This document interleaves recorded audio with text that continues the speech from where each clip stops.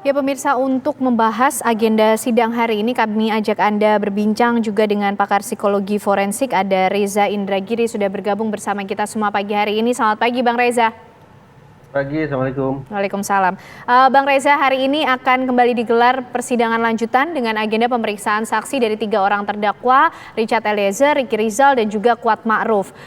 Kira-kira Bang Reza, apa yang akan dikejar oleh hakim pada persidangan kali ini dari pemeriksaan saksi? Ada informasi 17 orang saksi yang dihadirkan hari ini.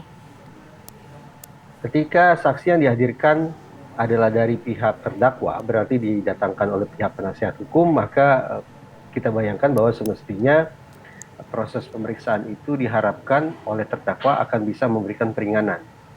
Karena dia mendatangkan saksi, dia punya kepentingan hukum untuk mendatangkan saksi-saksi ini, bukan saksi-saksi yang lain, maka kita bayangkan bahwa hitung-hitungan di atas kertas saksi-saksi itulah yang akan memberikan informasi yang diharapkan nantinya akan mendatangkan peringanan hukuman bagi terdakwa.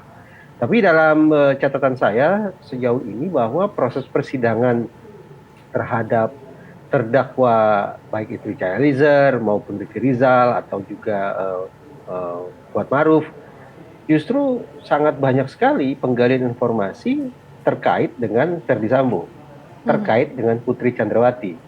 Jadi saya mengibaratkan bahwa betapapun ini misalnya adalah persidangan terhadap Ricky Rizal, persidangan terhadap Eliezer, persidangan terhadap Kuat Ma'ruf, tapi seolah-olah di belakang kepala hakim ini adalah persidangan Ferdy Sambo dan persidangan Putri Chandrawati.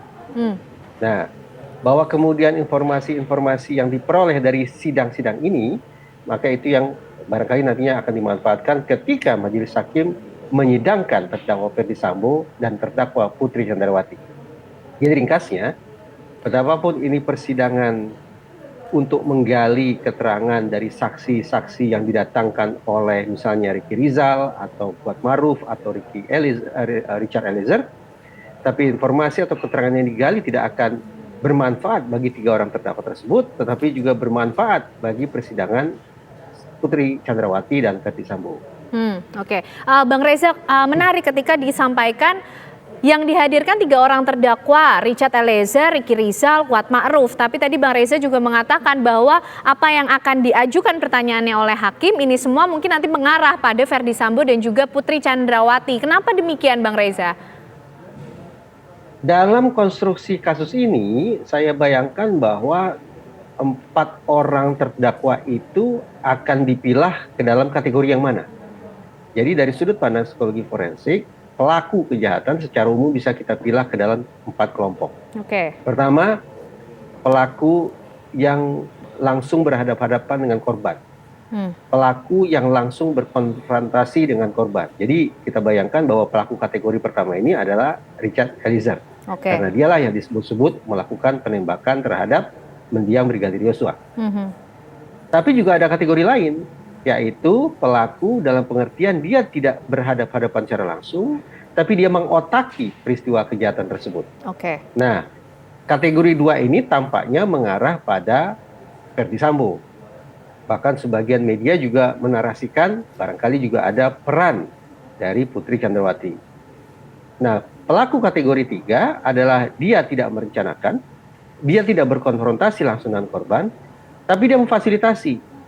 Misalnya menyediakan TKP, menyediakan senjata, menyediakan jalan atau lintasan untuk melarikan diri, dan seterusnya.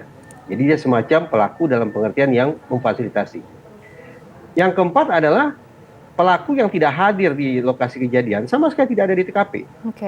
Tapi pelaku kategori 4 ini terlibat dalam pengerusakan barang bukti, terlibat dalam membangun alibi-alibi palsu. Dengan kata lain, pelaku kategori 4 inilah yang bisa disebut sebagai pelaku obstruction of justice.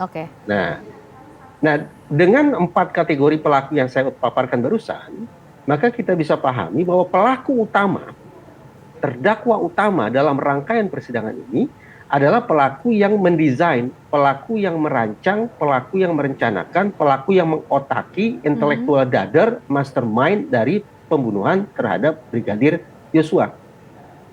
Pelaku yang saya sebut ini, pelaku kategori yang kedua ini, yaitu perancang, pendesain, perencana, dan seterusnya, melekat pada sosok terdakwa Ferdy Sambo.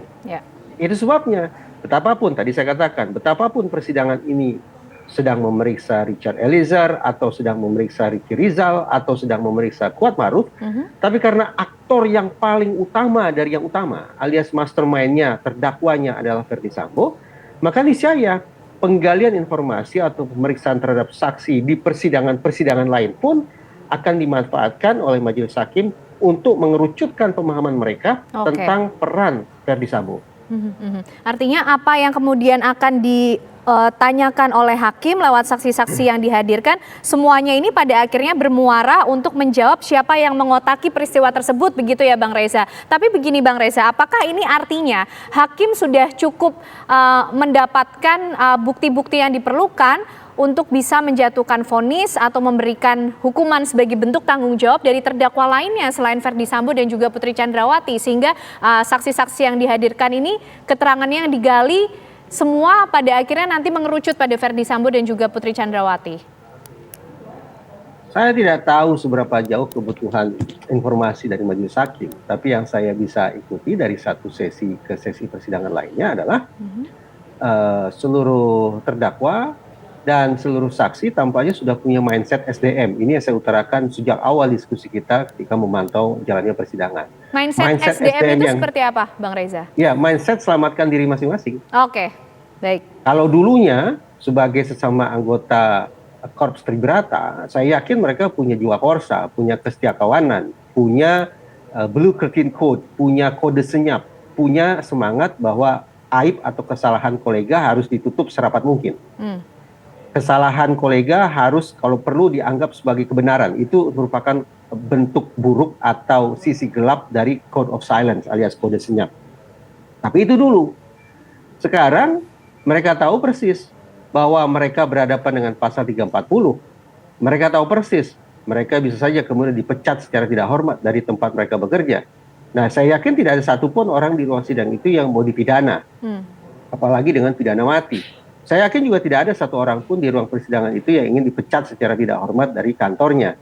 Atas dasar itu, yang semula jiwa korsa alias kesetiakawanan sekarang bergeser, yaitu selamatkan diri masing-masing. Bagaimana agar saya tidak dipidana? Kalaupun dipidana, ya pidananya jangan sampai pidana maksimal. Jangan pula saya sampai diberhentikan secara tidak hormat. Artinya, atribusi eksternal, pertanggungjawaban ini harus saya geser sedemikian rupa dari diri saya ke pihak lain, ke pihak eksternal. Siapa pihak lain atau pihak eksternal itu tampaknya mengerucut lagi-lagi ke terdakwa Verdi Sambo.